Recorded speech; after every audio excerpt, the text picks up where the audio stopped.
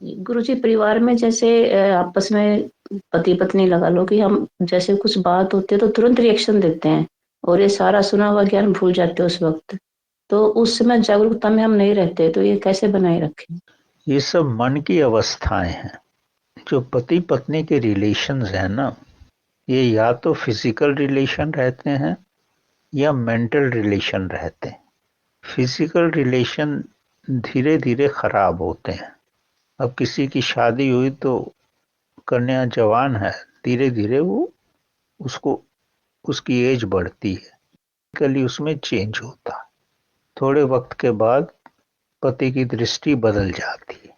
लेकिन जो माइंड है वो हर सेकंड बदल रहा है, वो बबल है। बबल अभी आया और अभी गया। तो पति पत्नी का जो लगाव है, पहले तो भौतिक होता है, फिर मानसिक हो जाता है। और जब मानसिक लगाव होने लगता है, और मन तो बबल की तरह है, हर सेकंड बदलता है। तो इसलिए मानसिक लगाव की एक दृढ़ता नहीं रहती। अगर वही पति पत्नी का लगाव जो है आध्यात्मिक हो, आत्मा का लगाव हो, तो आप देखोगे उनमें कभी किसी तरह का मनमुटाव हो ही नहीं सकता। लेकिन हमारे जितने भी संबंध होते हैं, या तो फिजिकल होते हैं या मेंटल होते हैं, आध्यात्मिक संबंध होते ही नहीं। किसी की भी आप शादी में जाते हो तो वो आध्यात्मिक संबंधों से शादी नहीं होती। या तो मानसिक संबंधों से शादी होती है तो बहुत जल्दी बिगड़ जाती है। फिजिकल संबंधों से शादी होती है तो थोड़े वक्त ज्यादा चलती है, जब तक फिजिकलिटी खत्म नहीं होती। लेकिन आध्यात्मिक शादी हो तो ऐसा है, ये this is the marriage, this is the romance with the God.